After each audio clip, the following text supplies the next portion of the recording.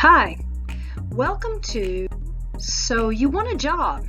Do you have what it takes? Okay, so what are some characteristics that would make you a good employee? Sure, you can get the job, but can you keep it? So let's look at a few things that would make you employable.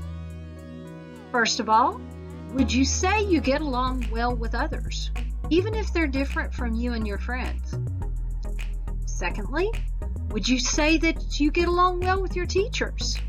The reason that it's important that you can say yes, that you get along well with your teachers is, well, because we're kind of your boss. No, we are your boss. Next, do you say you can get along well with your parents? You can answer yes to these questions, then you might just have what it takes to be a good employee one day. Remember, you've got to be a good worker in order to be able to keep your job. Further characteristics that would make you a good employee. Would you say that you finish your work on time? All of you people out there who turn in work late, do you realize that you're setting yourself up to one day turn work in late to your boss? Now, when you're turning it in late to your teacher, you seem to, a lot of you take an attitude of, it's not that big of a deal. But later, when you try and turn your work in late to your boss, how many times do you think you'll be able to do that before the boss finds someone else to do the job? Are your papers neat? You see, when you turn your papers in, it's an indication of how much you care about that particular paper. And when it's wadded up, or a page corner is torn off, or you've written, I love so-and-so in the corner, that just shows that you don't really care much about your paper or work that you've put into it. And if you carry that forward into the world of work, your boss is certainly going to be able to tell if you don't care about the work that you're doing. Next up, your ability to speak clearly. How clearly do you speak? Do you mumble? You want to be able to speak in a manner so that other people can understand you and they understand your expectations, what you want from them, or they understand questions that you might have. Next up, would you say you have good manners? Being respectful. Yes, sir. No, sir. Yes, ma'am. No, ma'am. Please. Thank you. That would be considered good manners. Good manners shows you're a good person, and employers are looking for that. They want good workers who can get along well with others, and having manners is a good way to be able to get along well with others.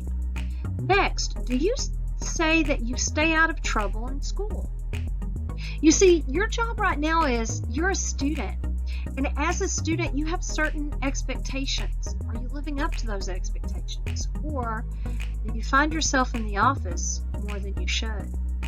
If that's the case, if you continue these types of behaviors, you will not be a good employee in the future, and I fear you will struggle to be able to keep a job. Further characteristics, can you laugh at yourself? This is important that you be able to laugh at yourself, because you know what? Everybody is going to make a mistake at some point. And you've got to just be able to laugh it off and go, well, I guess I messed that up, and learn from your mistake and fix it. But you can't get angry every single time things don't go the way you want it to go. The next one, do you have any idea what your life will look like in the next 10 years? You know what that tells an employer?